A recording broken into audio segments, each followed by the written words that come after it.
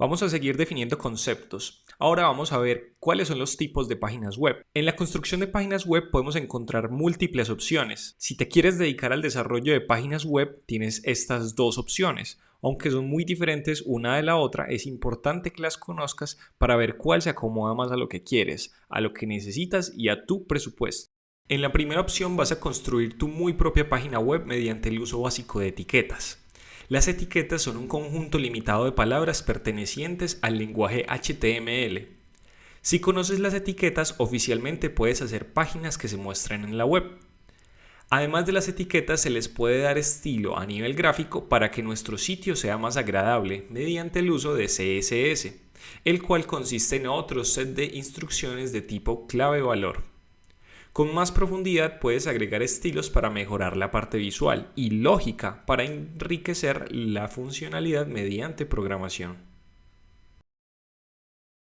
En la primera imagen ves cómo unos obreros construyen una casa muy a tu medida y a tus requerimientos. Estos obreros deben ser expertos para garantizar la calidad. Estos obreros representan a quienes construyen páginas web a través de la maquetación. La calidad de la misma va a depender de las capacidades que tenga y la dedicación. La segunda opción es utilizar un sistema que permite la construcción de páginas web. Estos sistemas son construidos por empresas que se especializan en construir constructores. Es decir, que te ponen a tu disposición un sistema con el cual, arrastrando componentes, llenando formularios, parametrizando campos y suministrando información básica, te permite mostrar una página. Incluso puedes escoger plantillas de una galería para que puedas ver cuál se acomoda más a tus necesidades. Estos sistemas no necesitan tanto conocimiento de programación al principio, pero si quieres funcionalidades muy específicas sí es necesario que conozcas algo de programación e incluso programación avanzadas si lo que quieres hacer es muy complejo. Vamos a ahondar en la primera opción, es decir, en la maquetación.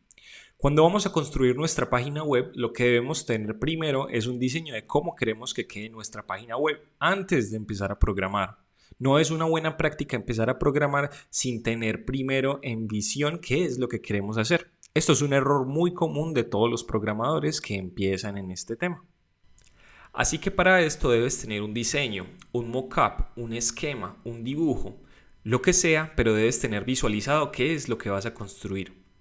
Después debemos transformar ese diseño a un documento digital, es decir, a una página web mediante el uso de HTML, JavaScript y CSS. Cada una de estas tecnologías aporta para la construcción. Como ya vimos en videos anteriores, el HTML aporta la estructura de la página, en donde se ubicarán los textos, los títulos, los contenedores, los formularios, los botones, etc. Y con CSS enriquecemos la visual para poder dar colores, formas, estilos y personalización en general en la parte visual.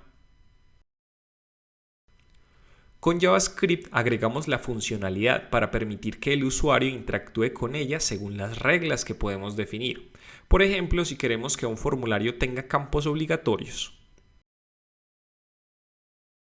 Al final de todo este ejercicio vamos a tener una página web con contenido estático o dinámico, si es que así lo necesitáramos. Lo más importante es que la estructura y la visual estuviese lista para poder ser disfrutada por nuestros usuarios. En la lista de reproducción del módulo 1 hay un video donde hacemos live coding de un pequeño sistema de ejemplo. Este es un ejemplo de cómo podemos maquetar un sistema desde cero. Puedes ir al video y hacerlo para que te hagas una idea de qué es lo que hay que hacer exactamente y al final incluyo el código fuente para que lo uses o lo modifiques como quieras. En el siguiente video vamos a seguir ahondando en los conceptos del desarrollo de páginas web. Ahora vamos a ver en cuanto al desarrollo web qué es el contenido dinámico y el contenido estático. Una cosa que debes tener en cuenta es que para desarrollar una página web, la mitad del trabajo consiste en la maquetación, si es que el contenido de tu página web es dinámico. Esto es lo más común. Una página estática es aquella que se presenta ante un usuario y el contenido que muestra no cambia en función de ninguna variable. Por ejemplo, si las interacciones que tiene el usuario no hacen que cambie sustancialmente el contenido. El caso más común es una página de presentación, o un portafolio, o una galería fotográfica. Esto es porque en una página de este tipo, yo como programador puedo cambiar el contenido cada vez que lo necesite mediante la programación. Por otro lado, las páginas con contenido dinámico cambian la información que muestran en función de la interacción con el usuario. El caso más común es Facebook, la cual actualiza su contenido conforme a los usuarios de la plataforma. Esto por detrás es un complejo sistema que tiene varios componentes especializados, que permiten que se guarde la información necesaria para poder mostrar de forma personalizada nueva información a cada usuario que la visite. Puede sonar muy complejo, pero no lo es una vez entiendes los conceptos básicos. Para lograr hacer páginas con contenido dinámico se requiere el uso de un lenguaje de programación. Algunos de estos ejemplos son C++, C#, Java, Python, Ruby, PHP. Hay muchísimos lenguajes de programación. Estos lenguajes requieren un estudio profundo, que es aparte de lo que hemos visto hasta el momento. Pero no hay que preocuparse, ya que hay roles especializados en esto. No necesariamente tenemos que meternos con esto para empezar a programar, pero es importante tenerlo en cuenta. Como vimos en la lección anterior, existen sistemas para administrar contenidos. Es decir, que son sistemas en los cuales tú puedes administrar el contenido sin conocimientos de programación, de HTML, de JavaScript o de CSS. Son muy fáciles de utilizar y en algunos casos gratuitos. Estos sistemas tienen años de ser desarrollados y las empresas que los publican gastan millones de dólares en ellos.